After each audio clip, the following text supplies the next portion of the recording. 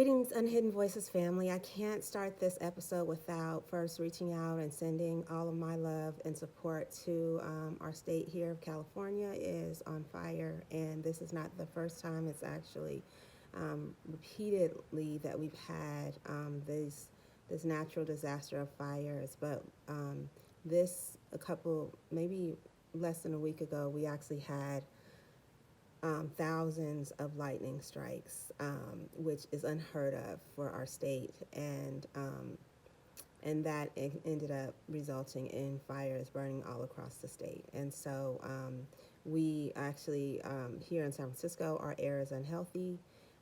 That's happening throughout the Bay. There's been evacuation notices, and so throughout the state, and our California firefighters are working diligently to save our lives. So I just want to shout that out and kind of let everybody know that to please keep us here in your thoughts and prayers, and also that we need to be very diligent about making sure that the folks who believe that climate change is real are voted into our office and voted into office. This episode is episode 10. This episode is a continuation of our conversation on reimagining schools. This episode actually is also served the purpose of dual purpose because it will be aired as part of the convocation on anti-racism at Sacramento State University. So I'm very proud and pleased to have this conversation with colleagues of mine from Sacramento State. Margarita Berta Avila is a senior faculty member in the Teaching Credentials Department. She actually has been my faculty mentor since I started working at Sacramento State 5 years ago. Additionally, she is president of the California Faculty Association. Like Margarita, Jose Cintron, it happens to be another senior faculty member who actually he's retired this year, but Jose has done a lot of work with the CFA, California Faculty Association, and also done a lot of work to support teachers of color, bilingual teachers, and he actually ran the bilingual authorization program at Sac State. Mimi Coughlin has done work she's a historian and she looks at women in history, and she was actually on my hiring committee when I first interviewed to come on to Sac State as faculty. And then Dale Allender recruited me to Sac State, and he and I met at UC Berkeley because he was one of my professors, and I took a course with him on digital youth that actually inspired me to do the work that I do on gender, race, and digital literacy. We have this very healing and important conversation about how racism informs not just our work but our lives, and the ways that we can be co-conspirators for each other based on the struggles that we have in this society. So please listen, learn, and amplify with us. Wow, thank you, thank you. So I wanna have everybody else provide you opportunity to kind of add to or chime in on that, particularly because I think it becomes a situation like, and I think Margarita, when you first started, you were saying like, you know, you self-identify as Chicanx, and then you also are, you know, a co-conspirator with these other communities. So then what is our responsibility? Like, you know, first let's talk for the movement for Black Lives, right? What is the role that we play, or what should we do to support that movement? And what can we do as educators and as, you know, co-conspirators in that role? So I'm gonna ask Jose, and then we'll kind of go down, and then Margarita, if you want to add to that as well. Yeah, I'd like to just respond to the three types of individuals who play a role. I think Margarita putting them at the ends of the continuum with accomplice in the middle is a good way to think of it. Because after all these years, I think Mimi can hang. Mimi was an ally when we first started teaching this course. And you heard her just say that she's now a co-conspirator. She was on that continuum going towards that. This doesn't just apply to white folks. I think we know enough people of color who can be on that continuum. And I'm at the point, Margarita, where allies can play a role. If we got allies, give us some bank to do something, because they don't want to get their hands dirty or their asses kicked, I'm going to take your money, okay? So if an ally is going to give us some bank to do the co-conspiratorial work, they give me some of that money. An accomplice can give me some money and maybe do a little bit more action. I want that accomplice with me as well. And if, as you're suggesting, is the person who takes the hit. And I'm going to tell you what some of those hits are. The first hit, and probably all of us have experienced this, I sure as hell have. There's going to be a physical toll. We've been talking on these calls in preparation for this class, spearheaded by Amina, reminding us that there's a trauma that Black folks writ large are experiencing right now. The same trauma that I'm not experiencing because I ain't Black. We are going to experience an emotional toll. This shit is emotional. People are crying. People are in depression. Mimi got emotional explaining her journey. This work, by its very nature, is emotional. So you're gonna get an emotional hit. It's gonna take a psychological toll on us all and them all who jump onto this work. I had never in my entire life experienced psychological trauma until I started working at Sac State. I didn't have high blood pressure issues until I started working at Sac State. And I remember to this day exactly me opening my mouth at a job search into the college and playing the card and experiencing an extreme pain in my chest that eventually led me to a doctor to tell me, like a lot of folk of color, you got some hypertension, dude. You got to start taking some high blood pressure pills. I mean, it should not surprise any of you that it was that one moment of anger and rage and calling the shit out that led to a physical condition that I still grapple with today. And for those of you who are into religiosity, it will challenge the way you practice your religion. It will take a psychic toll on you. So when Margarita talks about hits, those are the hits. Psychological, emotional, physical, spiritual, and to Dale's point, it can and has probably all of our lives taken an economic toll. That's right. I did not get tenure at Sac State because I was quote unquote the best candidate. I had to grieve to get tenure. I was bypassed and put in a second spot on a white man who was on sabbatical. So I always joke about that. That brother must have been really good to get tenure over me when he was on sabbatical. He didn't even have to be in the damn building to get sabbatical. I had to grieve to get sabbatical. And that was the history in our college for many years that people of color, some of the OGs that are now retired, all had to grieve to get tenured. So that takes a toll on you at every, and of course, I haven't even mentioned this, the personal toll at the house. If you got loved ones at the pad, God bless Adele, man. This has been a difficult journey hooking up with a dude like me. Those of you who know her know she has no rage in her heart. And when somebody like that marries a dude who's been grappling with that for a lifetime, that's problematic for her. I mean, it was a difficult transition for her son as well to have contact with a dude like me. So all of those phases of where we play out our lives take a hit. And we all have to deal with that. Mimi's gonna have to deal with the hits when those two really dark-skinned Guatemalan daughters of her And Valerie, turn on them. Because you're right, Mimi, that's coming. They're going to get that whiteness hit, and the first white people they're going to be pissed off about is you and Valerie. So that's something you got to brace for.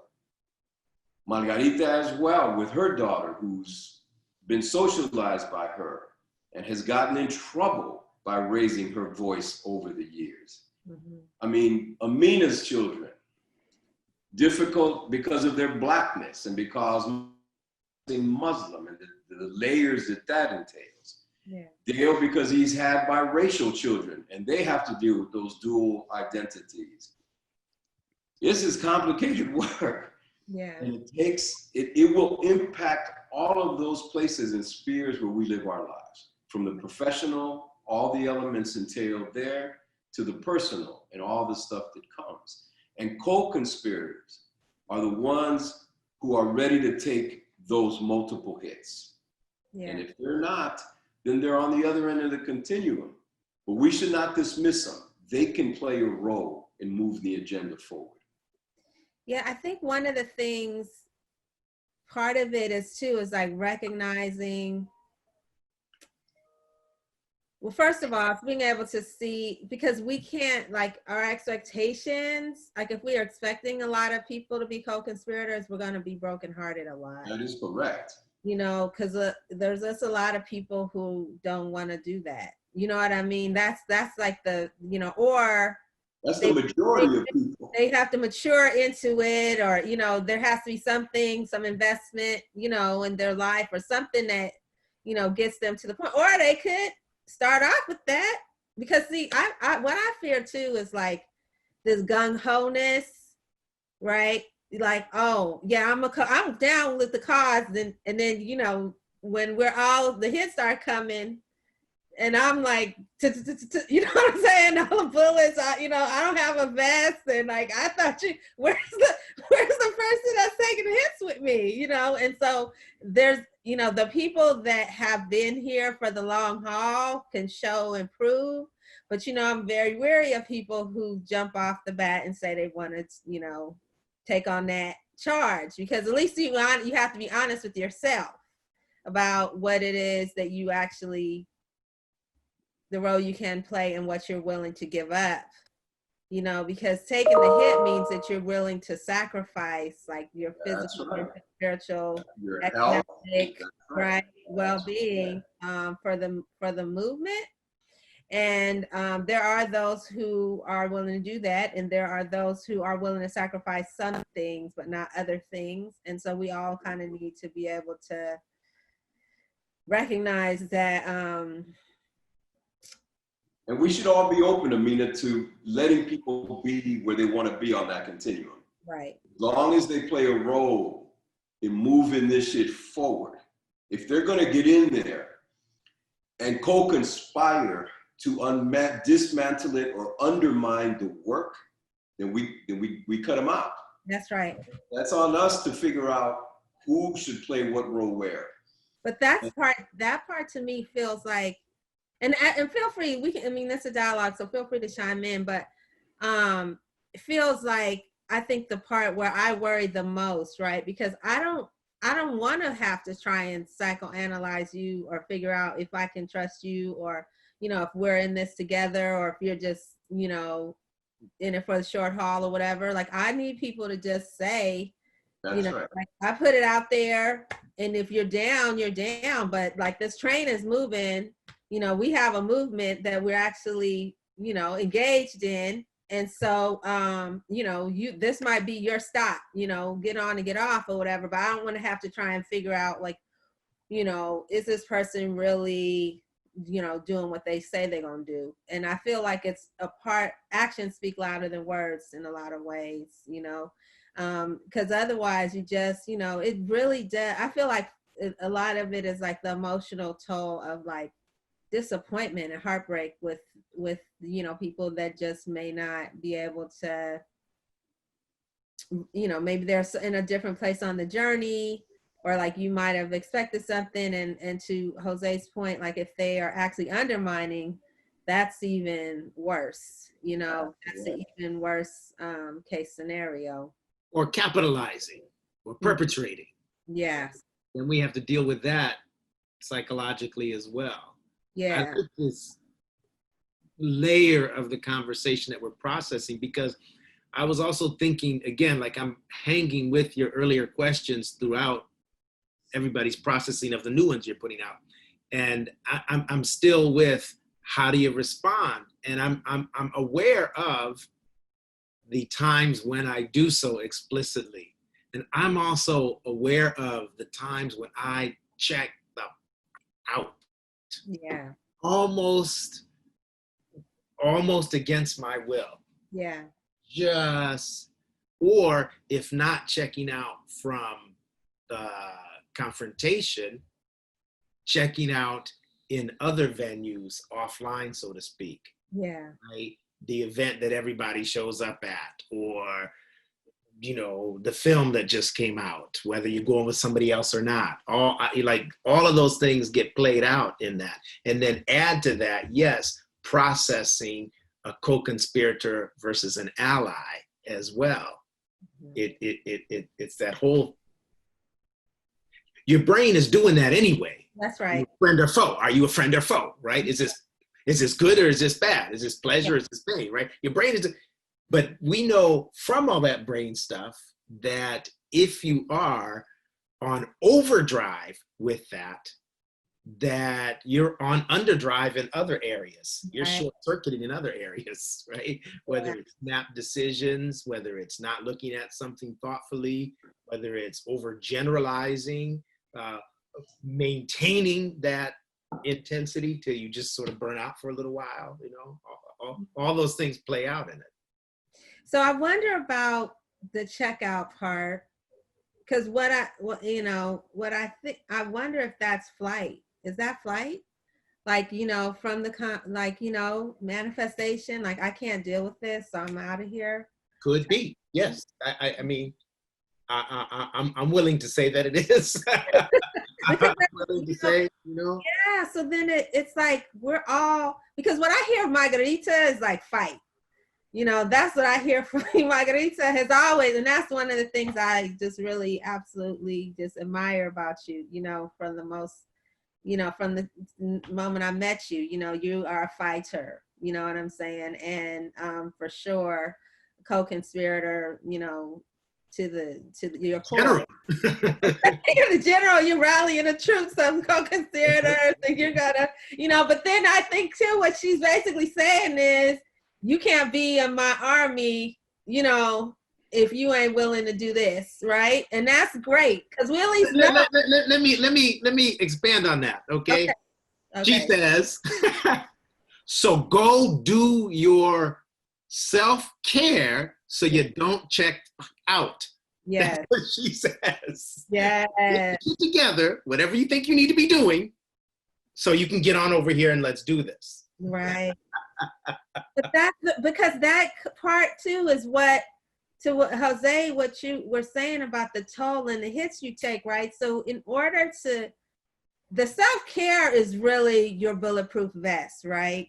That's what it is, right? That's your armor that allows you to, be able to take it and still persevere, because this is like, it's so taxing. Like, I was talking to a friend, a dear friend of mine from grad school, a mentor, and she was just talking about just engaging in the conversations, and she's trying to explain. And sometimes it's just like, we're just tired of explaining stuff, but like she's trying to explain it, and then like the person, I don't even remember, because I just read the post, but I don't remember the exact thing, but whatever it was, the person just like did not get it, right? Just went over the head. And then that makes me feel like you have to justify and try and get this person to understand what's going on. So this is more work. This is more exhaustion. This is more cultural taxation that takes place. And it gets to the point where it's like, you can't keep doing that. So one of the things that I've been thinking about is like the breakdown that happens, right? And so I, like in episode 4, so we're at episode 7, but episode 4, and one of the reasons why I'm doing this too is like, if anyone, you know, and hopefully all the people that are listening will also go back and, you know, watch and listen to the other episodes. But episode 4, I was interviewed by Babalawa Kwanele, who is a good friend of mine, and she also did episode 1, and she's the one who explained to us what complex trauma is. And so I'm explaining my manifestation, and at that time I was very, very angry. I was very angry, you know, because this was all brand new, everything that was happening with George Floyd, and it just really tapped into some stuff. And so, but I said, like, I'm past the point of filter to that extent. So I'm with you, Margarita, to, you know, when it comes down to like, and Jose, and, you know, like, just putting it out there. Like, we can't keep, you know, so I just put it out there. I was like, I'm angry, I'm pissed off, this is why, you know, I'm tired of making myself palatable, I'm not gonna whatever. And a very dear friend of mine, because I said, you know, I had a breakdown, and she was like, you know, oh, I don't think you should say that on camera, right? Like, you shouldn't say you had a breakdown on camera.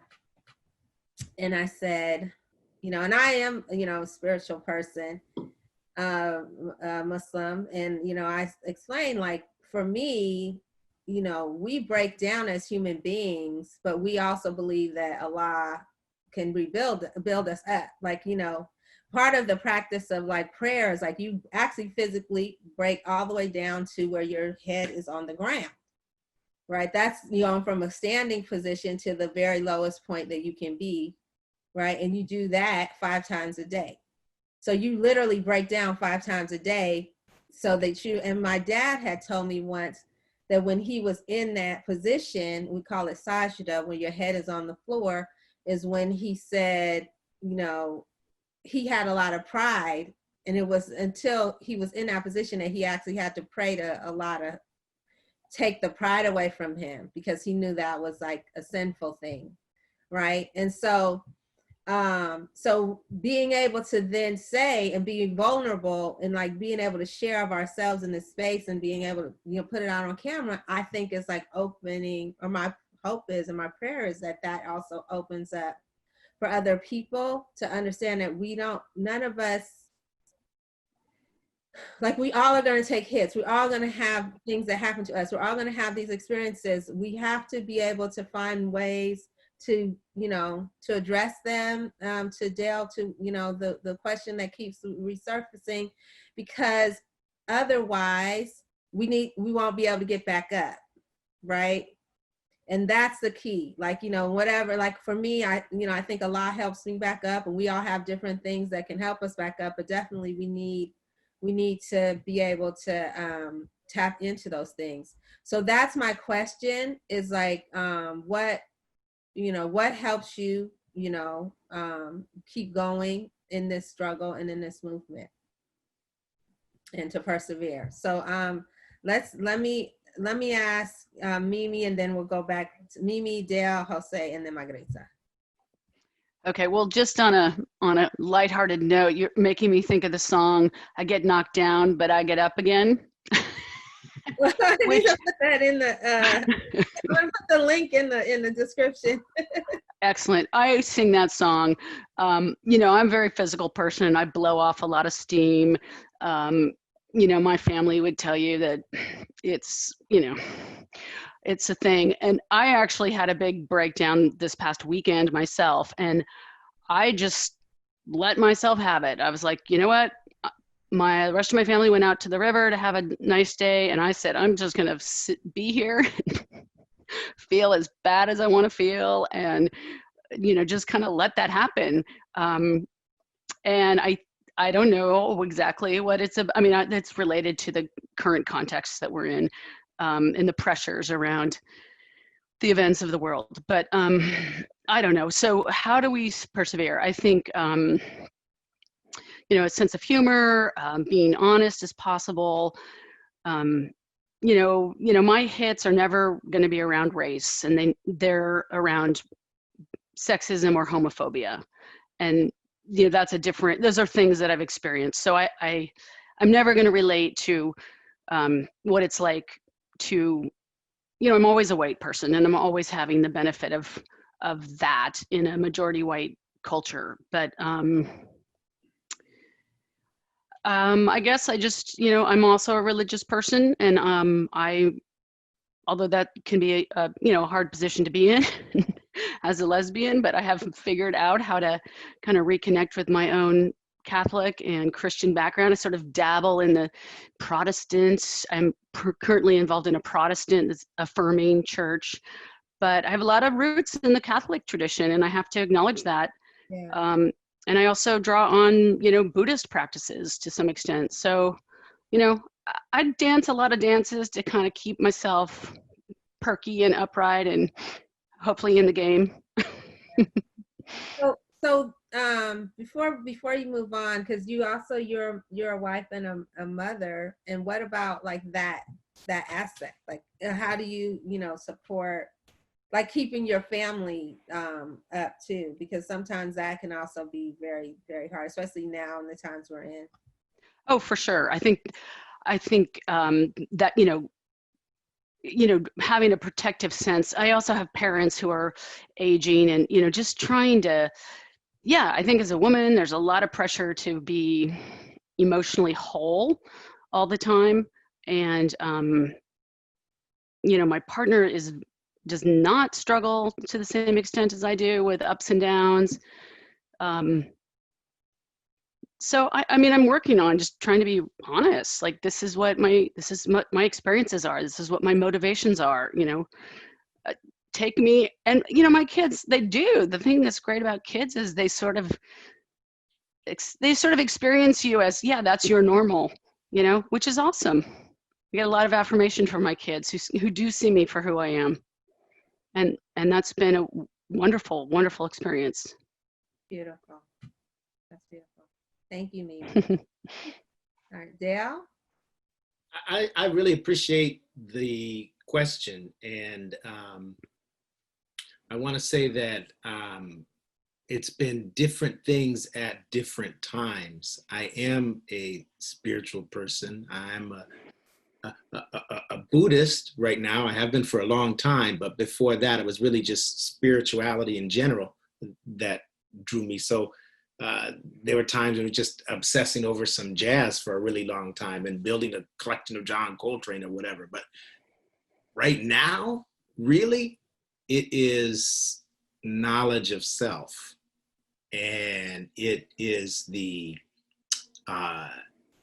intellectual, scholarly, and social obsession with learning about myself. And so really, in a word, I could say ethnic studies, because that has been what has rooted me and grounded me while all of this is going back and understanding that I have had people here in this land going back since, the 1700s, and what they have done and where they have been and the battles that they fought and so on and so forth, apart even from just that one narrative that I have, shared at the beginning. So I want to say knowledge of self is really what has been, as of late, really, really since being here at Sac State, really, that's what has been my groundedness and my roots and my wings. So can you share with us something that you've discovered about yourself that keeps you, helps move you forward in terms of like knowing yourself? I was always considered bookish, and that's a way of saying you're nerdy in some regards, right? Yes. And that when you start talking, you kind of become this teacherly mode and so forth. And so for a long time, even though I understood that to be myself most organically, I always felt poorly about it because, well, that's not the person out there shooting hoops. That's not the person on the dance floor. that's not the person doing whatever externalized thing. And coming to understand my family roots, going back generations and generations, they were always bookish people.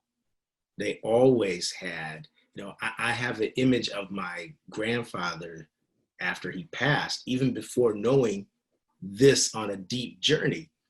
His bed, after he was, after the funeral and so forth and cleaning up the house and what have you, on his bed, he had a partially opened set of Time Life books, because he bought up all those series on the Civil War. And they were literally spilling onto the floor by his nightstand.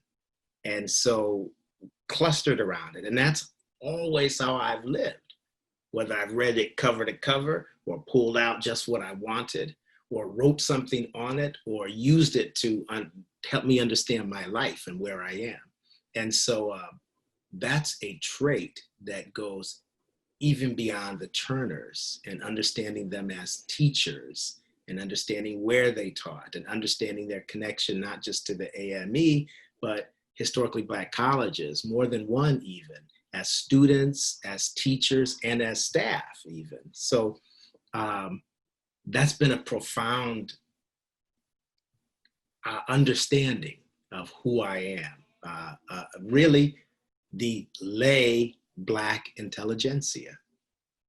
Wow, that's very powerful. Thank you for sharing that, Dale. Jose. Thanks for asking me. Let me bring it out. No, that's beautiful. Jose. Yeah, no intelligentsia in my family.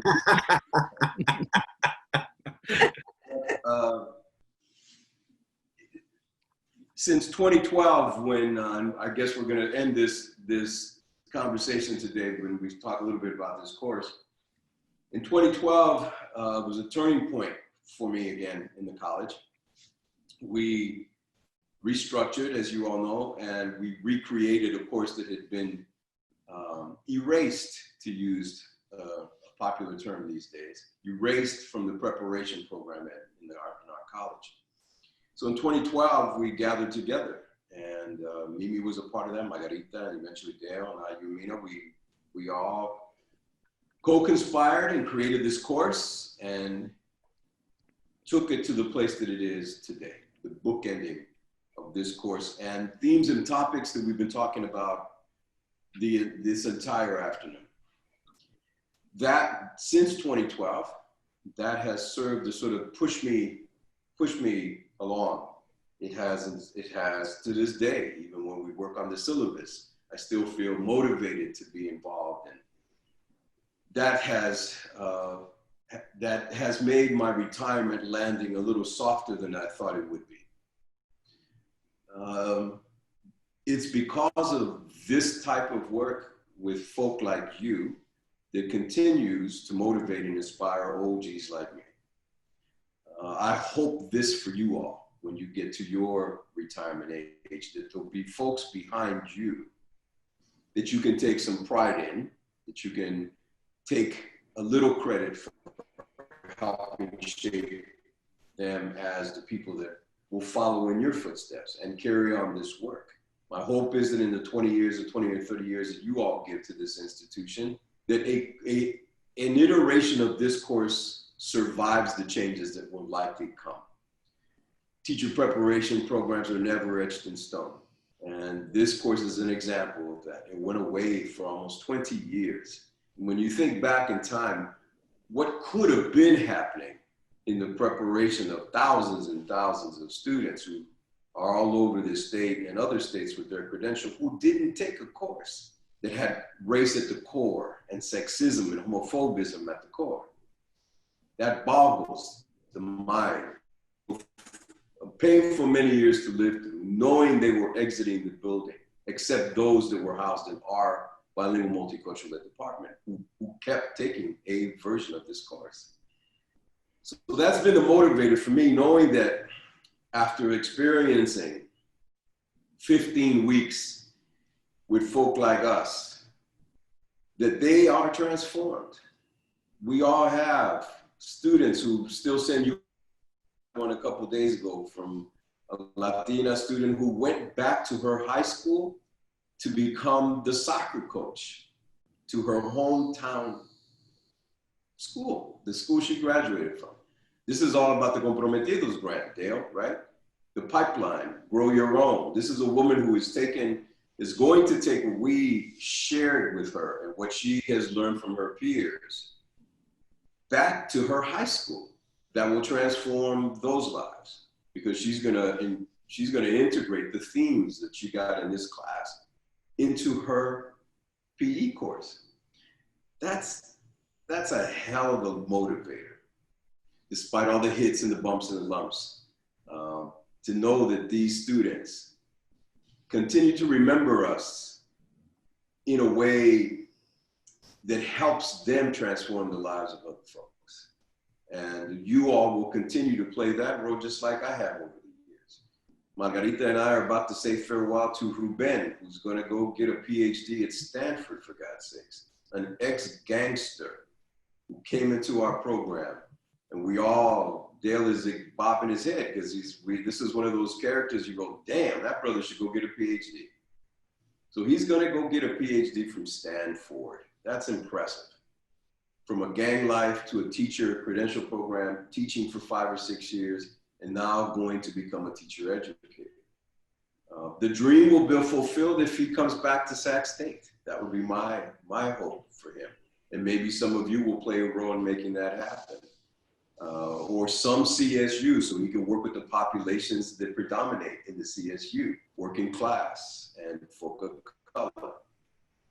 So that, I don't know what more inspiring thing.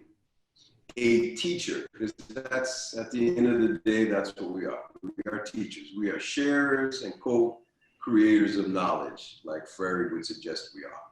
And that, for me, is the driver, even to this day. As I approach 67 years of age, been doing this for almost 37 years, 38 years, that is an inspiration that I hope for all of you and for the folks who might be watching this. Yeah, wow, that's really wonderful. All right, we're gonna come back to some, because I feel like you're doing a nice segue, but I want Margarita to answer, please. How do I follow up everything you all have said? But I've always seen, for me, the work that we do as spiritual work. Like, I have never seen it as something separate. There's a lot of work out there. Gloria Ensaldúa talks about it, like spiritual activism, right? And that's how I see our work, that this was, for me personally, the work that I was called to do. And so my conviction is very much so committed to this, because I see it as my role.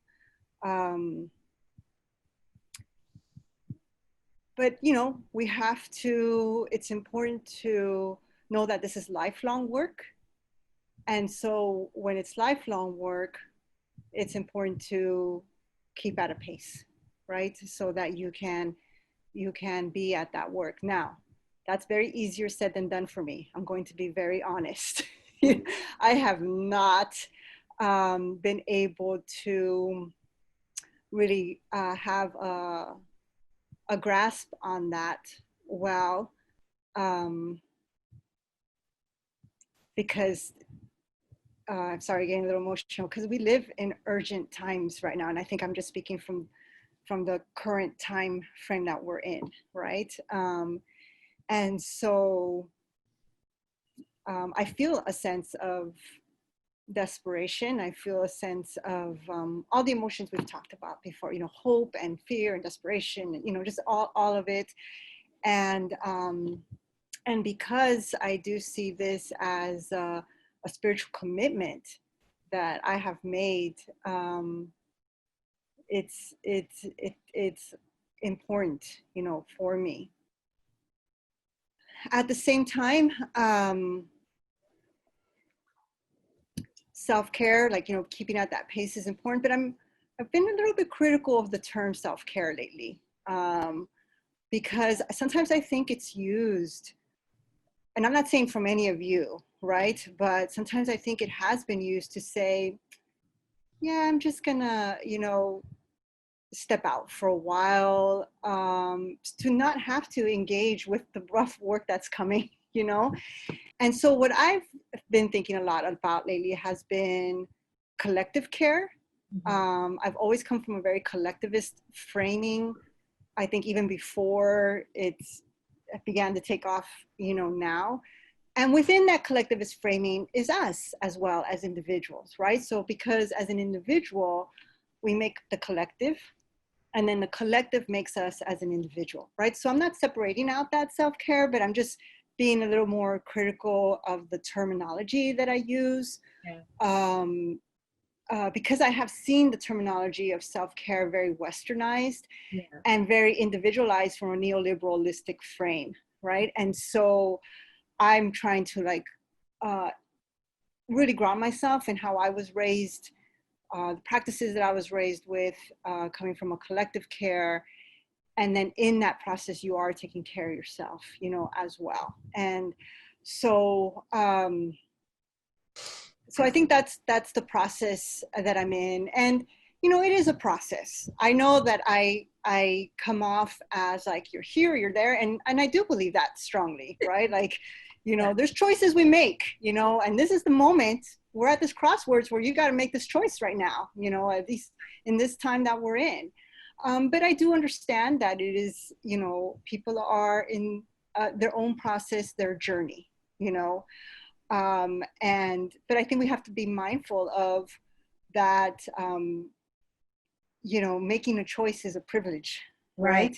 And so I think that's why I come off, or I take a pretty strong stance with that, because it is a privilege to make a choice, and I don't, and so, but then also I think it's, so what you're speaking to is sort of this notion too, that all of us are going to choose, and all of us are going to be a co-conspirator to something.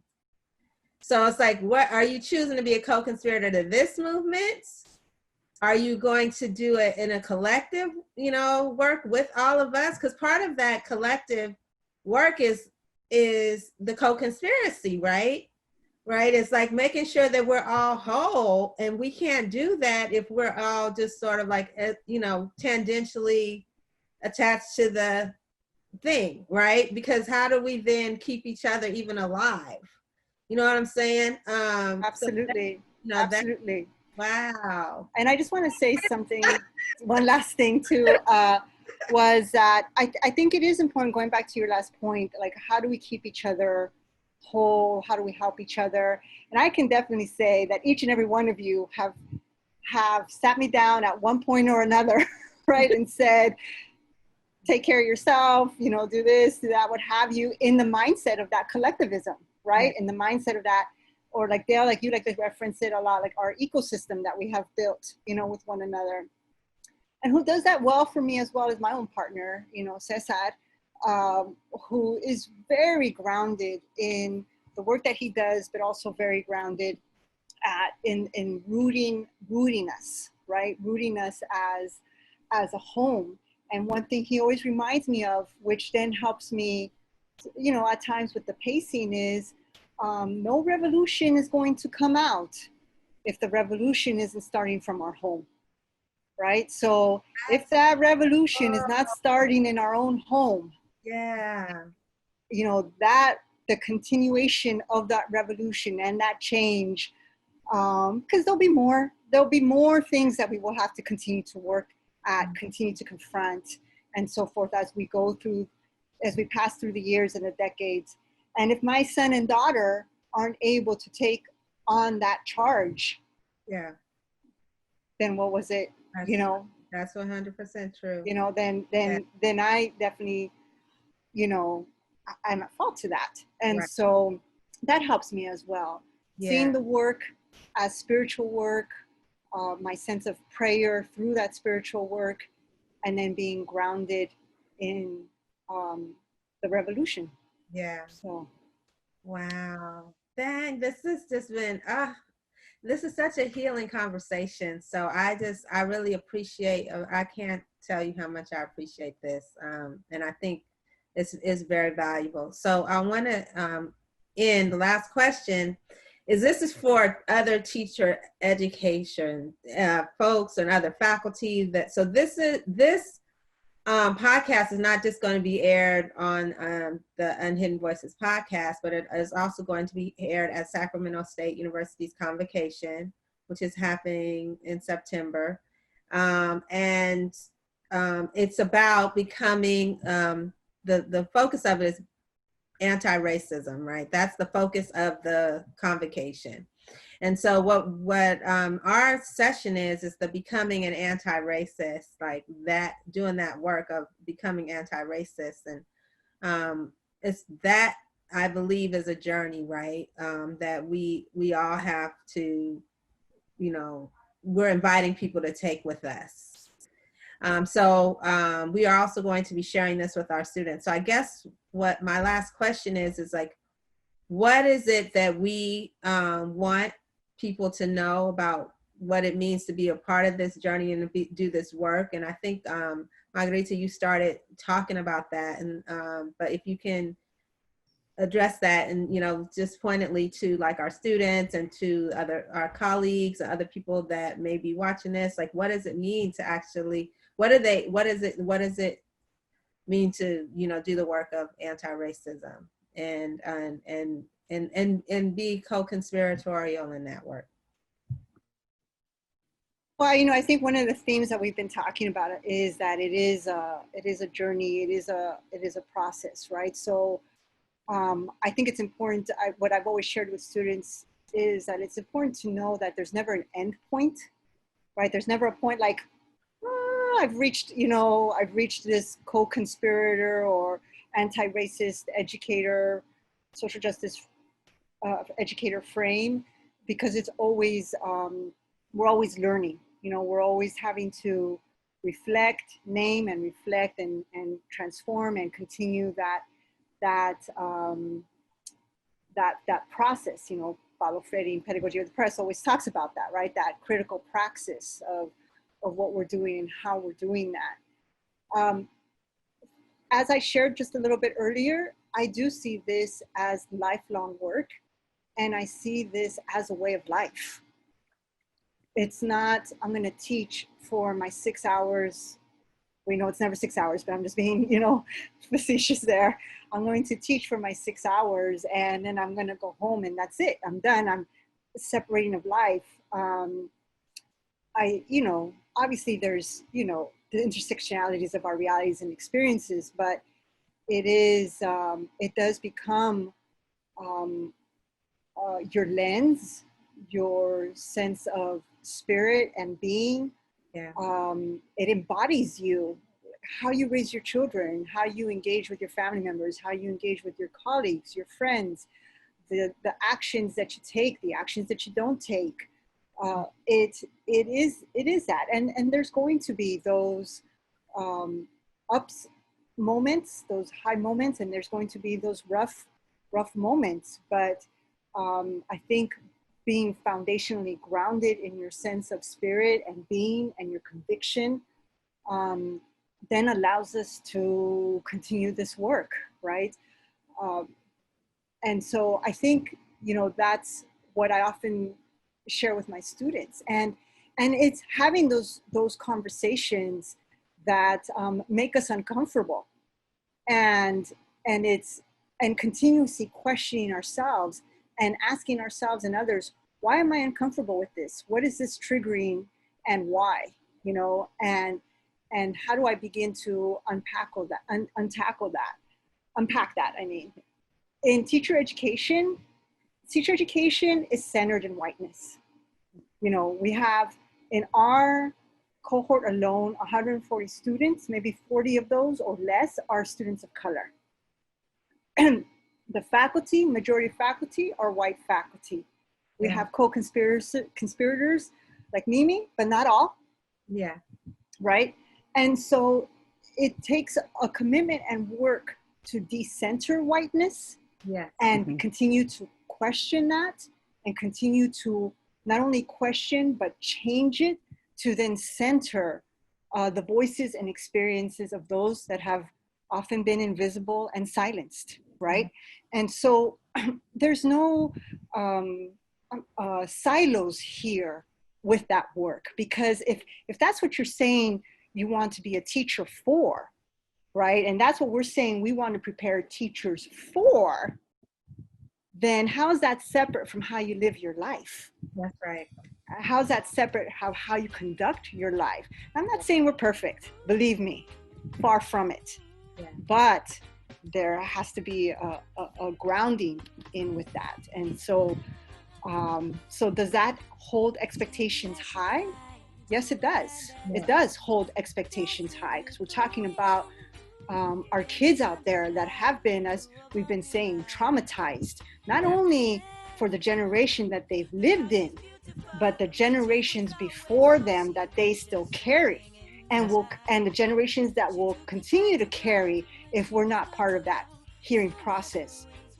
But with those high expectations, hopefully comes, right, as critical pedagogues, anti-racist, social justice pedagogues, that sense of humanity that we can offer, you know, in that process, right? And that they in turn will offer to their students that humanity for the students that they will be working with.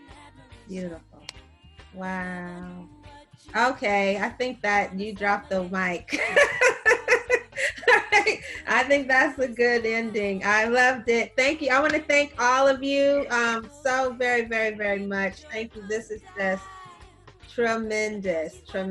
And I think it's just it's gonna mean a lot. So thank you from the bottom of my heart. Thank you, Amina. Yes, thank you. Thank all of you. Thank you, Amina. Thank you all. Out and Amina, you producing this for our reflections.